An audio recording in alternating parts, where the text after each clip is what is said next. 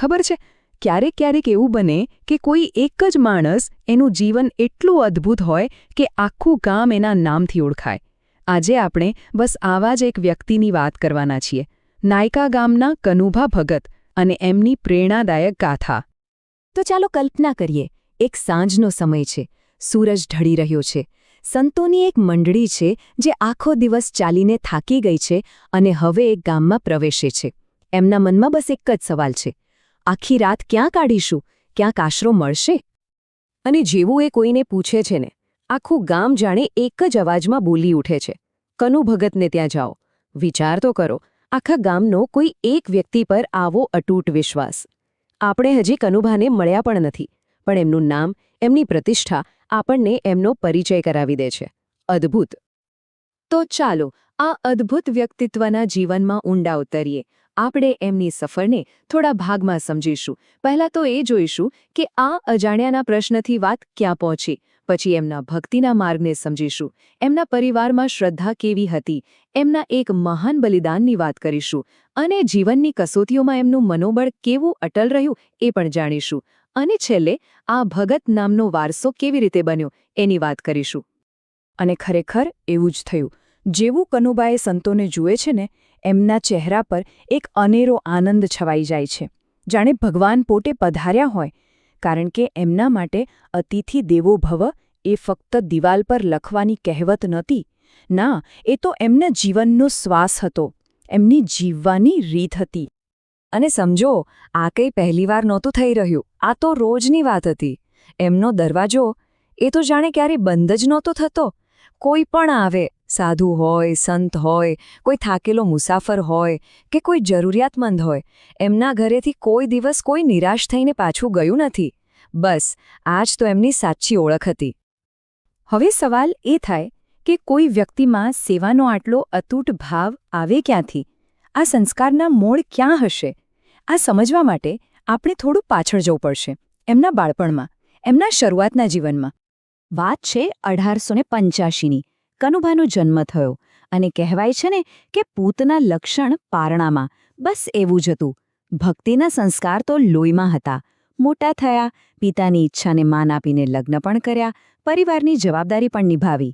પણ એમનું મન, એમનો આત્મા એ તો હંમેશા સેવામાં જ લાગેલું રહેતું. વિચારો, નાની ઉંમરે માથે આખા પરિવારની જવાબદારી, છતાં પણ આધ્યાત્મિકતા તરફનો ઝુકાવ જરાય ઓછો ન થયો.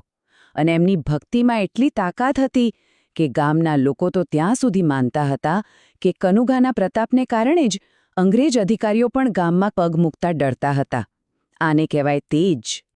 જુઓ, પોતે સારા બનવું એ એક વાત છે, પણ પોતાના સંસ્કારો પોતાની આવનારી પેઢીને આપવા એ બહુ મોટી વાત છે.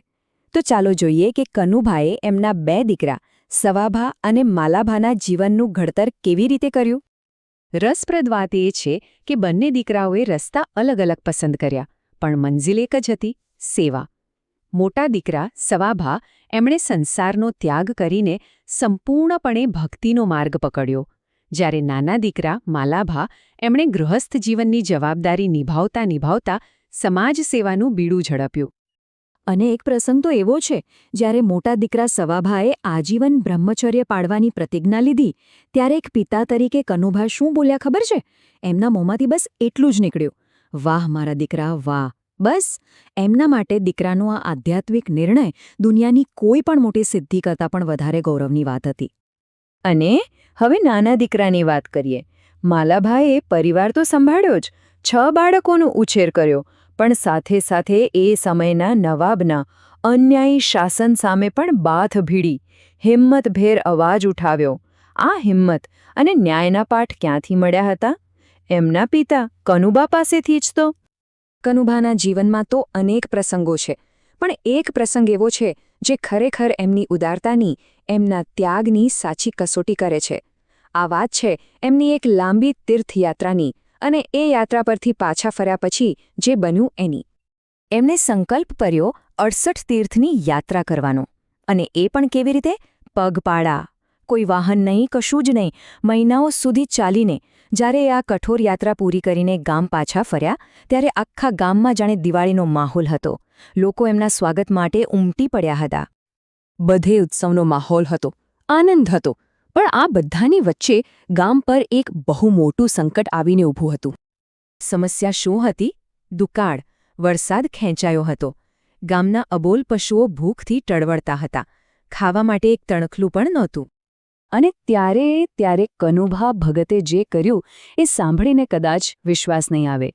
એમણે એક સેકન્ડનો પણ વિચાર ન કર્યો. પોતાના 35 વીઘા, વિચારો, 35 વીઘા ખેતરમાં જુવારનો લહેરાતો પાક ઊભો હતો, એ આખો પાક એમણે ગામના પશુઓ માટે ખુલ્લું મૂકી દીધો. કયું? ચરાવી દો. પોતાની આખા વર્ષની મહેનત, પોતાનો પરિવાર જેના પર નિર્ભર હતો, એ પાક બધું જ એક પળમાં અબોલ જીવો માટે દાન કરી દીધું.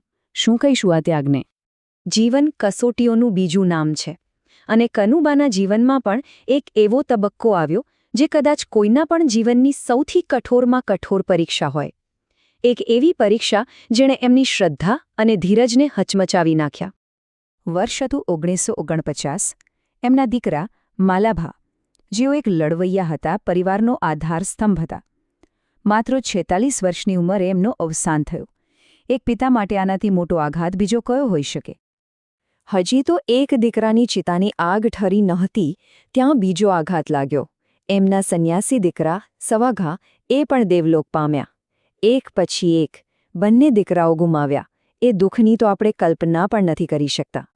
પણ અહીંયા જ કનુભા ભગતની મહાનતા દેખાય છે. એ તૂટ્યા નહીં, હિમાલયની જેમ અડગ ઊભા રહ્યા. પોતાના હાથે પોતાના જ બંને દીકરાઓને મુખાગ્નિ આપી અને પછી શું કર્યું? પોતાના દુઃખને, પોતાની પીડાને સેવામાં વાળી દીધી. 6 પૌત્રોના ઉછેરની જવાબદારી પોતાના માથે લઈ લીધી. દીકરાઓની યાદમાં ગામના તળાવે એક સુંદર ઓટલો બંધાવ્યો અને આખા ગામને જમાડ્યું, સત્સંગ કરાવ્યો. આને કહેવાય સ્થિતપ્રજ્ઞતા. તો આવા હતા કનુભા ભગત, એક અદ્ભુત વ્યક્તિત્વ. પણ એમની વાત અહીં પૂરી નથી થતી, કારણ કે એમણે જે વારસો પાછળ છોડ્યો છે ને, એ આજે પણ એમના ગામમાં, એમના પરિવારમાં જીવંત છે. એમની સેવા અને ભક્તિ એટલી બધી પ્રચલિત થઈ ગઈ કે લોકો એમના પરિવારને એમના નામથી ઓળખવા લાગ્યા, ભક્તાવાળા, જેનો અર્થ થાય ભગતના ઘરના લોકો. આ કોઈ સરકારે આપેલી અટક નથી હો, આ તો લોકોએ, સમાજે પ્રેમ અને આદરથી આપેલું નામ હતું. એક માણસના કર્મો એટલા મહાન હતા કે એના આખા વંશની ઓળખ જ બદલાઈ ગઈ. અને અંતે કનુભા ભગતનું જીવન આપણી સામે એક મોટો સવાલ મૂકીને જાય છે કે સાચો વારસો કોને કહેવાય? શું એ પૈસા, જમીન જાયદાદ છે કે પછી એ સેવા, એ સંસ્કાર અને લોકોના દિલમાં કાયમ માટે જીવતી રહેતી યાદ છે? મને લાગે છે કે આ સવાલનો જવાબ શોધવા બીજે ક્યાંય જવાની જરૂર નથી. એ કનુભા ભગતના જીવનમાં છુપાયેલો છે.